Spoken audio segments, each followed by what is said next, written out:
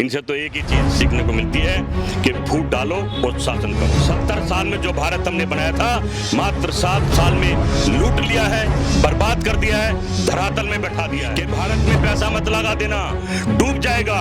डूब रहा है भारत, जीडीपी माइनस में है, भूखे मर रहे हैं भारत के लोग, किसान बेकार है, मजदूर दर दर भटक रहा है। मीडिया ने दिखाया, इस गोदी मीडिया ने दिखाया और पूरे विश्व ने देखा। शर्म आती है हमें तो कि प्रधानमंत्री जी जब सम्मान नहीं मिल रहा तो जाना क्यों। राष्ट्रवादी है कि नहीं आप? पक्का राष्ट्रवादी हूँ। अगर मैं राष्ट्रवादी नहीं हूँ तो राष्ट्रवादी देश में है ही नहीं। बीजेपी वाले तो नहीं मानेंगे आप? पर मैं मोटे चश्मे वाला नहीं हूँ, मैं अंधभक्त नहीं हूँ। अनभक्त क्या होता है? अंधभक्त होता है मोटे चश्मे, जो अब कहेंगे भाई प्रधानमंत्री जी बड़े जहाज में तो गए, कोई बात नहीं, पर टैक्सी में इसलिए घूम रहे हैं, भारत का पैसा बचाना चाहते हैं। पूरी सोशल मीडिया में आग लगी हुई है, टैक्सी को घुमा घुमा कर दिखा रहे हैं कि विश्व योद्धा, महागुरु और हमारी औकात क्या बना दिया है। हाथ जोड़ रहा हूँ यार, प्लीज आप भी अंधभक्त मत हो, चाणक्य का पान मत करो। लोग मानते हैं राजनीतिक चाणक्य का पान मत करो। अगर इस तरह के लोग चाणक्य होंगे तो देश की स्थिति ऐसी होनी है जो नेपाल भी हमें धमका देगा, पाकिस्तान भी धमका देगा, चाइना तो रोज ठोक ही रहा है। आप कोई विरोध करके दिखाओ, जेल के पीछे चले जाओगे, देशद्रोही बताते जाओगे, आतंकवादी बताते जाओगे। इनका विरोध मत करो, इनके मोटे चश्मे लगा लो, इनका गुणगान करो, इन राक्षसों को भगवान बता दो तो ये लोग खुश हो जाएंगे। नमस्कार, मैं दानिश अंजार और आप देख रहे हैं पीआरवी। हमारे साथ बातचीत करने के लिए जगदीश शर्मा जी हैं। इनसे बातचीत करेंगे तमाम मुद्दे पे। जिस तरीके से प्रधानमंत्री का विदेश दौरा जारी है, इटली तक जा रहे हैं और कहा जा रहा है कि इससे जो है विदेश नीति जो है वो मजबूत होती है। कैसे देख रहे हैं प्रधानमंत्री का विदेश दौरा? मीडिया में तो पूरी तरह प्रधानमंत्री छाए हुए हैं कि डंका बज रहा है। देखिए, अभी मैं कल से टेलीविजन देख रहा हूँ, अभी भी देख रहा था, तो अभी टेलीविजन दिखा रहा प्रधानमंत्री का भव्य स्वागत, 15 आदमी लाइन में खड़े हैं, कितना भव्य स्वागत है।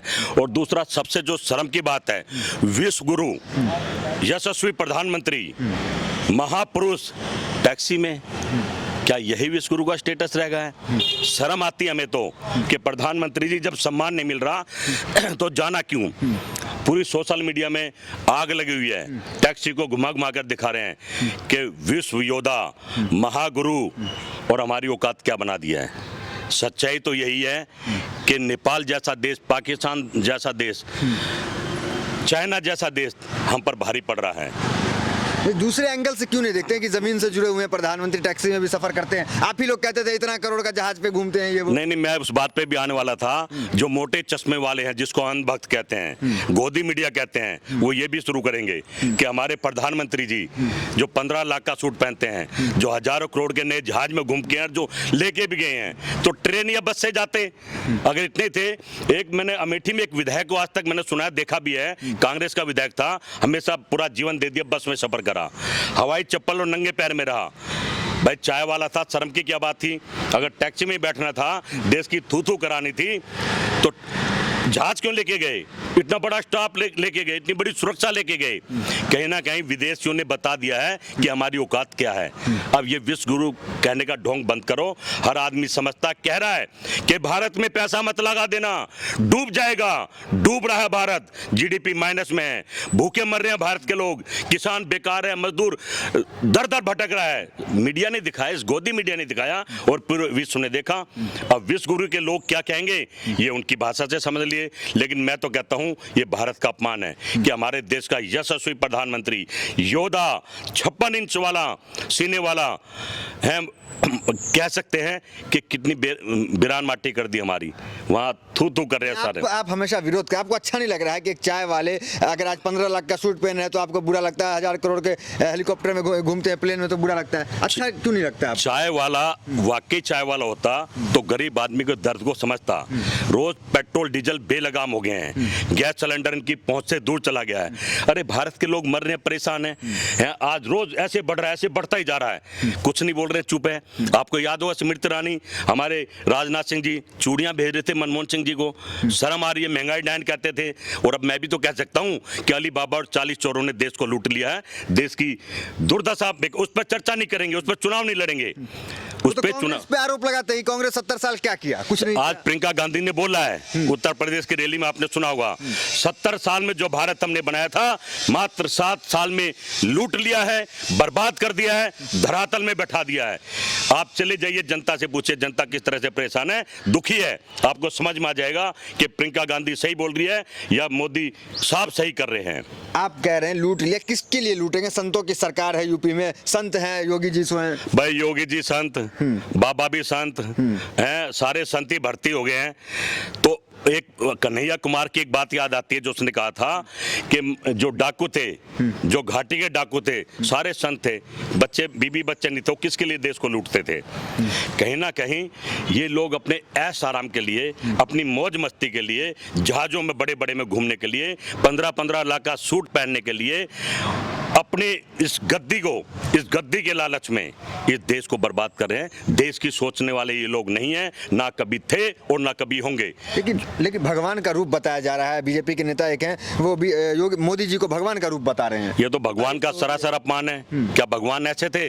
भगवान राम तो सत्ता को लात मार के चल दिए थे, अपने पिता की बात के ऊपर राजपाट छोड़ दिया था, वनों में गए थे, और उनसे तो सीखने को मिलता है कि भाई से भाई को कैसे प्यार करें, पत्नी का सम्मान कैसे करें हैं, और अपने राज्य की जनता या अपने दोस्तों मित्रों का सम्मान कैसे करें। इनसे कुछ सीखने को मिलता है। पत्नी के बारे में बात करके देख लो, दोस्तों के बारे में बात करके देख लो, इनसे तो एक ही चीज सीखने को मिलती है कि फूट डालो और शासन करो। राष्ट्रवादी है कि नहीं आप? पक्का राष्ट्रवादी हूँ। अगर मैं राष्ट्रवादी नहीं हूँ तो राष्ट्रवादी देश में है ही नहीं। बीजेपी वाले तो नहीं मानेंगे आप? पर मैं मोटे चश्मे वाला नहीं हूँ, मैं अंधभक्त नहीं हूँ। अंधभक्त क्या होता है? अंधभक्त होता है मोटे चश्मे, जो अब कहेंगे भाई प्रधानमंत्री जी बड़े जहाज में तो गए, कोई बात नहीं, पर टैक्सी में इसलिए घूम रहे हैं, भारत का पैसा बचाना चाहते हैं, भारत के लोगों की मदद करना चाहते हैं। अभी देख लो सोशल मीडिया में कितना बड़ा स्वागत, 15 आदमी खड़े घुमा घुमा के दिखा रहे हैं प्रधानमंत्री जी का स्वागत।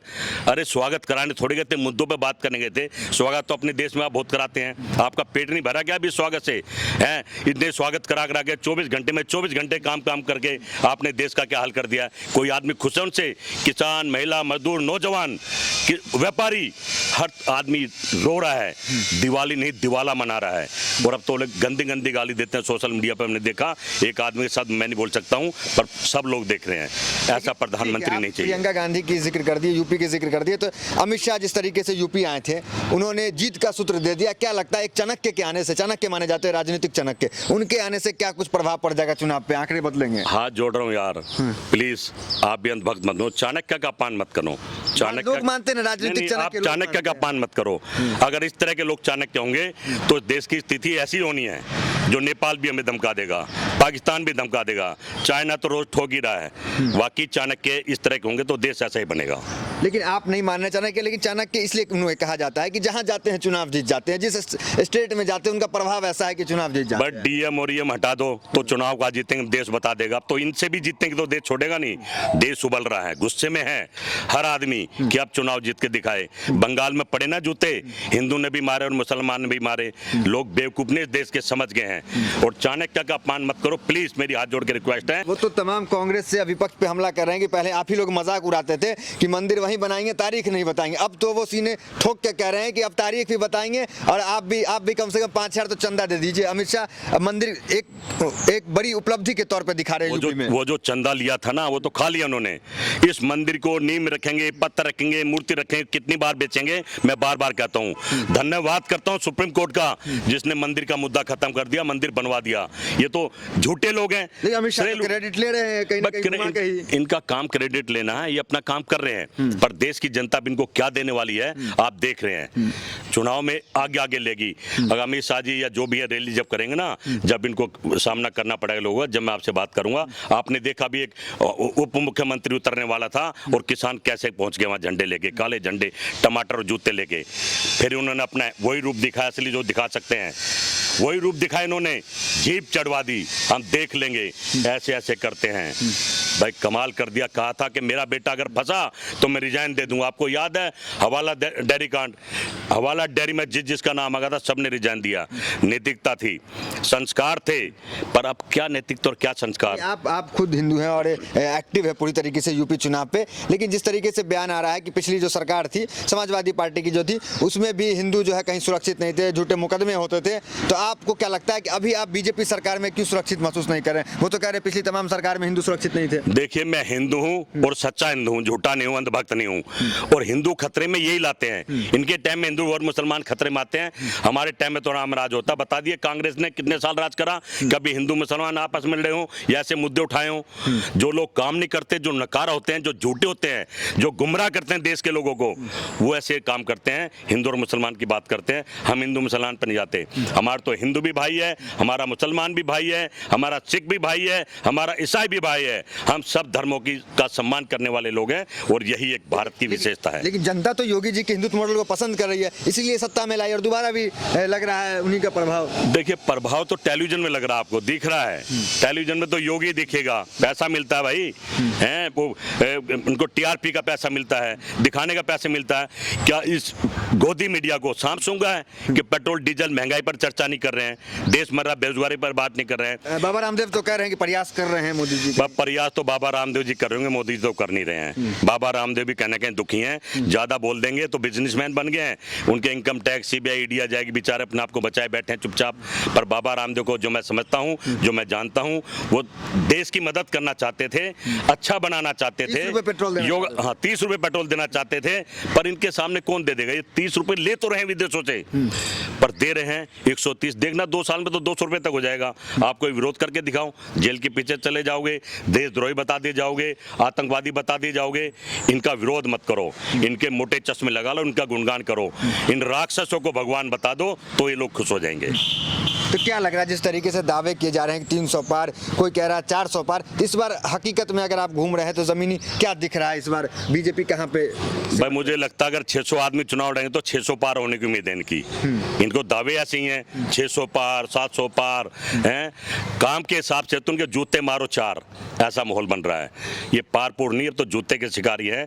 अब तो देश की जनता, आक्रोश मेरे में नहीं, जनता में, देश की जनता में है। मैं देख रहा हूँ, सुबह शाम मिलता हूँ लोगों से, हर अलग अलग स्टेट में जाता हूँ, कहते भाई तुम इनका विरोध क्यों नहीं करते? अरे हम तो विरोध कर रहे हैं, पर ये गोदी मीडिया टेलीविजन दिखाए भी, पर सोशल मीडिया में देख लीजिए, प्रधानमंत्री को इतनी बुरी बुरी गाली देना हमें तो अच्छा नहीं लगता, क्योंकि प्रधानमंत्री देश का है, वो पार्टी का बन के रह गया है। आप प्रियंका गांधी गोरखपुर में भी दहाड़ रही हैं, क्या लगता है गोरखपुर जहां योगी जी का गढ़ कहा जाता है और कहा जाता है गोरखपुर में रहना होगा तो योगी योगी कहना होगा, वहां इतनी संख्या में भीड़ आना कैसे देख रहे हैं? और आप भी एक्टिव है, गए ही हैं। देखिए देश समझ गया है, कांग्रेस पार्टी, गांधी परिवार देश को बचा सकता, शहादत दी है, ये मारते नहीं है, मरना जानते हैं, ये बदले की भावना से राजनीति करते।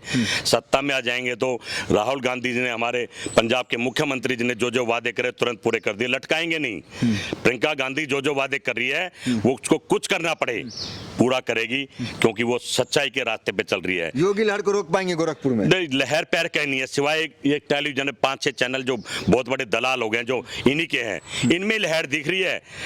मैं समझता हूँ कुछ दिन बाद ऐसा समय भी आना है, देश की जनता ये गोदी मीडिया वालों को भी जूते से आगे ले लेगी, क्योंकि लहर ये दिखा रहे हैं, भारत मर रहा है, परेशान हो रहा है, दवाई है नहीं है, खाना है नहीं है, भूखे मर रहे हैं, रोजगार काम है नहीं है, महंगाई 3 गुना हो गई है, तो लहर किस चीज़ की? लहर तो जूते खाने वाली हो रही है। तो ठीक है, ये यहाँ पे थे और तमाम बड़ी बेबाकी से तमाम चीज़ों के, तमाम सवालों के हमारे जवाब दे रहे थे। तो फिलहाल इस वीडियो में इतना ही, मिलता है अगली वीडियोज़ में, बने हमारे साथ। धन्यवाद।